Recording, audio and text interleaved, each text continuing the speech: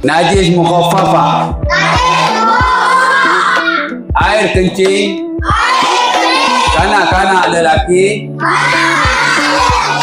yang berumur 2 tahun ke bawah yang tidak makan dan tidak minum. Okey, ketua keluar baca. Ambil. Kita tengok Ija baca. Air kencing kanak-kanak. Lelaki yang berumur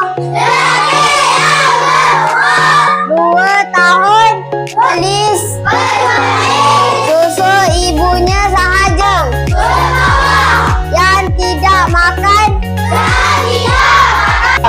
Haras.